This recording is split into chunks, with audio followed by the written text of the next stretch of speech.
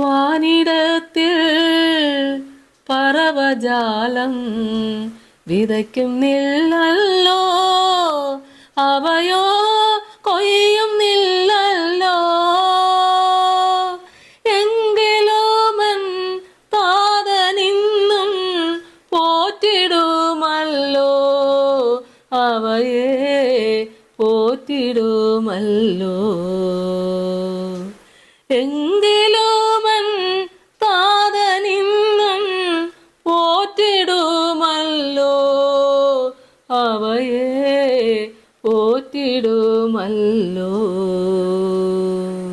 കർത്താവിൽ എനിക്ക് ഏറ്റവും പ്രിയപ്പെട്ടവരെ, 72-ാം സങ്കീർത്തനം അതിൻ്റെ 12 മുതലുള്ള വചനഭാഗങ്ങൾ നമുക്ക് വായിക്കാം. അവൻ നിലവിളിക്കുന്ന ദരിദ്രനെയും സഹായമില്ലാത്ത എളിയവനെയും വിടുവിക്കുമല്ലോ. എളിയവനെയും ദരിദ്രനെയും അവൻ ആദരിക്കും. ദരിദ്രന്മാരുടെ ജീവനെ അവൻ രക്ഷിക്കും. അവരുടെ പ്രാണനെ അവൻ പീഡയിൽ നിന്നും സാഹസത്തിൽ നിന്നും വീണ്ടെടുക്കും. അവരുടെ രക്തം അവന് വിലയേറിയതായിരിക്കും. അവൻ ജീവിച്ചിരിക്കും. സെബപ്പൊന്ന് അവന് കാഴ്ച വരും. അവന് വേണ്ടി എപ്പോഴും പ്രാർത്ഥന കഴിക്കും. ഇടപെടാതെ അവനെ അനുഗ്രഹിക്കും. കർത്താവിന് മഹത്വം ഉണ്ടാകട്ടെ. ഇവിടെ വചനം നമ്മളെ കേൾപ്പിക്കുമ്പോൾ അവൻ നിലവിളിക്കുന്ന ദരിദ്രനെയും സഹായമില്ലാത്ത എളിയവനെയും വിടുവിക്കുമല്ലോ. ദരിദ്രന്മാരോട് സുവിശേഷം അറിയിപ്പാൻ വന്ന ദൈവം. ലൂക്കോസിന്റെ സുവിശേഷം 4-ാം അധ്യായം അതിൻ്റെ 16 മുതലുള്ള വചനഭാഗങ്ങൾ നമ്മൾ നോക്കിയാൽ, അവൻ വളർന്ന നസ്രത്തിൽ വന്നു. ശബ്ബത്തിൽ തൻ്റെ പതിവ് പോലെ പള്ളിയിൽ ചെന്ന് വായിപ്പാൻ എഴുന്നേറ്റ് നിന്നു. യെശയ്യാ പ്രവാചകന്റെ പുസ്തകം അവന് കൊടുത്തു. അവൻ പുസ്തകം വിടർത്തി.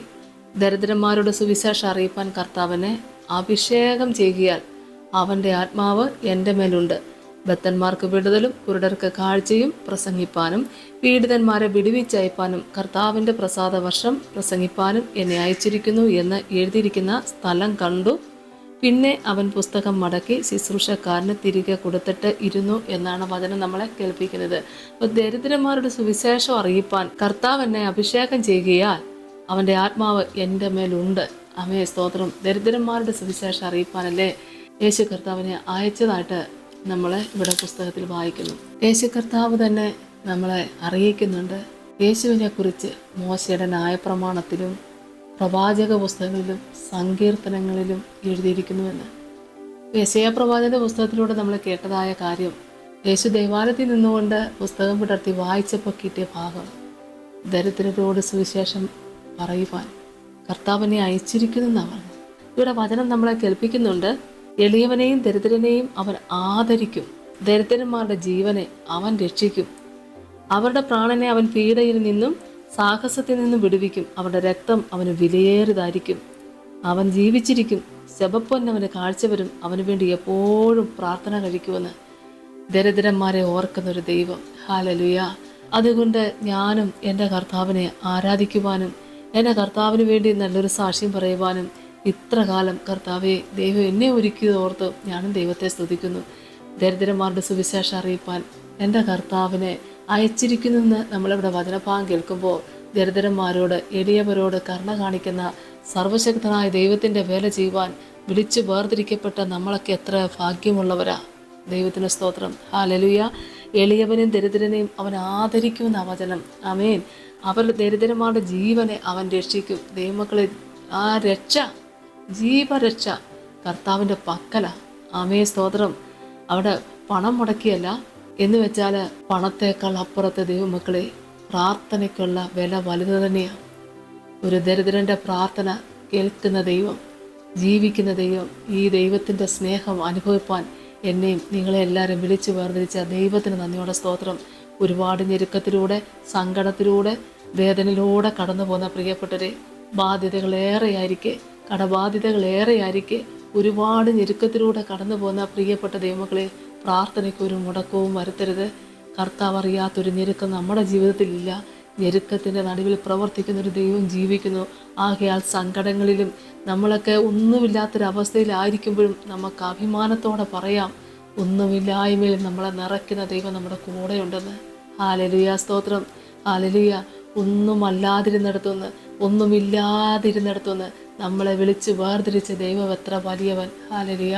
ഒരു നല്ല സാക്ഷ്യത്തിനായി കർത്താവ് നമ്മളെ എല്ലാവരെയും ഒരുക്കട്ടെ. നമുക്ക് പ്രാർത്ഥിക്കാം. സ്തോത്രം കർത്താവേ, കരുണാസമ്പന്നന്റെ സ്വർഗീയ നല്ല ദൈവമേ, പ്രിയപ്പെട്ട മക്കളെ ദൈവകരങ്ങളിലേക്ക് ഏൽപ്പിച്ച് പ്രാർത്ഥിക്കുന്നു.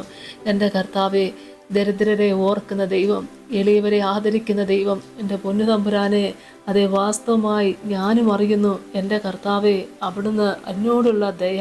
ആമേ സ്തോത്രം. വിശ്വസിക്കുന്ന മക്കളെ എല്ലാവരെയും ദൈവം അനുഗ്രഹിച്ചിരിക്കാൻ ദൈവത്തിന് നന്ദിയോടെ സ്തോത്രം ചെയ്യുന്നു, സ്തുതിക്കുന്നപ്പ. ഒന്നുമില്ലായ്മയിൽ നിറയ്ക്കുന്ന ദൈവം കൂടെ ഇരിക്കുന്നു ഓർത്ത് സ്തോത്രം. ഇപ്പോഴെ കർത്താവെ, ഈ ശുശ്രൂഷയെ പങ്കുചേർന്നുകൊണ്ടിരിക്കുമ്പോൾ പലരുടെയും ഭവനത്തിൻ്റെ അവസ്ഥ ഒന്നുമില്ലാത്ത അവസ്ഥയാണ് കർത്താവെ. ആഹാരത്തിന് പോലും ബുദ്ധിമുട്ടേറുന്ന സമയം കർത്താവെ, ചികിത്സിക്കാനുള്ള സാമ്പത്തികമില്ലാത്ത ഓരോ ദിവസങ്ങൾ, മുൻപോട്ട് പോകാൻ പറ്റത്തില്ലാത്ത മഹാ കഷ്ടതയുടെ നടുവിൽ നിൽക്കുമ്പോൾ സഹായിക്കുന്ന എല്ലാ കരങ്ങളും കർത്താവെ പിൻവലിച്ച് നിൽക്കുമ്പോൾ ഏറെ സങ്കടത്തോടുകൂടി ഇരിക്കുന്ന പ്രിയപ്പെട്ടവരെ നിന്റെ കരങ്ങളിലേക്ക് ഏൽപ്പിച്ച് പ്രാർത്ഥിക്കുക കർത്താവെ. എൻ്റെ ദൈവം സകലത്തിനും മതിയായവനായ ദൈവമാണല്ലോ. അത്യുന്നതനായ ദൈവത്തെ ഞാൻ വിളിച്ചപേക്ഷിക്കുന്നു. എനിക്ക് വേണ്ടി സകലവും നിർവഹിക്കുന്ന ദൈവത്തെ തന്നെ. അതേ കർത്താവെ, വേണ്ടത് എന്തെന്ന് ചോദിക്കും മുമ്പേ അറിയുന്നവനായ കർത്താവിൻ്റെ തിരുസന്നിധിയിൽ എല്ലാ പ്രിയപ്പെട്ടവരെ സമയത്ത് ഓർത്ത് പ്രാർത്ഥിക്കുന്നു. കർത്താവെ, കടഭാരത്താൽ കഷ്ടത അനുഭവിക്കുന്നവർ, കർത്താവെ കയറിക്കിടക്കാൻ സ്വന്തമായിട്ടൊരു ഭവനമില്ലാത്തൊരവസ്ഥയിൽ ഞെരുങ്ങുന്നവർ, കർത്താവെ വാടക കൊടുക്കാൻ പോലും നിർവാഹമില്ലാതെ വിഷമിക്കുന്ന മക്കൾ, എൻ്റെ കർത്താവെ മക്കളെ നോക്കിക്കൊണ്ട് സങ്കടപ്പെട്ട് കരഞ്ഞിട്ട് ഇന്ന് അവർക്ക് ആവശ്യമായിട്ടുള്ളത് വിളമ്പിക്കൊടുക്കാൻ പോലും ഇല്ലാതെ ഇന്ന് പ്രാർത്ഥന കൂടുന്ന ഈ മാതാപിതാക്കളെ ഈ സമയത്ത് ഓർത്ത് പ്രാർത്ഥിക്കുന്നു കർത്താവെ. എൻ്റെ സ്വർഗത്തിലെ ദൈവം അവിടുന്ന് സമൃദ്ധിയായി നിൻ്റെ മക്കളെ അനുഗ്രഹിച്ചിരിക്കുക. സ്തോത്രം. എൻ്റെ കുഞ്ഞുങ്ങൾക്ക് വേണ്ടിയിട്ടുള്ളത് സ്വർഗത്തിലെ ദൈവം കരുതിയിട്ടുള്ളത് ഓർത്ത് സ്തോത്രം ചെയ്യുന്നു, സ്തുതിക്കുന്നു കർത്താവെ. സങ്കടങ്ങളിൽ നിന്നും വേദനയിൽ നിന്നും കർത്താവെ നീ വിടുതൽ കൊടുക്കണമേ എന്ന് പ്രാർത്ഥിക്കുന്നു കർത്താവെ.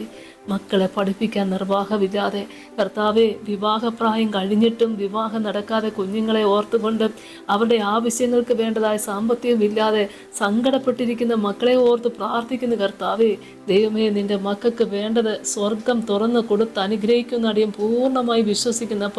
എത്ര നെഞ്ചുരുകയാണ് ഈ പ്രാർത്ഥനയ്ക്ക് മുമ്പിൽ ഇരിക്കുന്ന ഈ പ്രിയപ്പെട്ടവർക്ക് വേണ്ടി. സ്വർഗത്തിലെ ദൈവമേ, ഇപ്പോൾ തന്നെ ദൈവം ഒരു വഴി തുറന്ന് കൊടുക്കുമെന്ന് അടിയും വിശ്വസിക്കുന്ന കർത്താവെ. ഹല്ലേലൂയ. ആരും പോകാത്ത വഴിയിലൂടെ നടത്തുന്ന ദൈവത്തിന് സ്തോത്രം.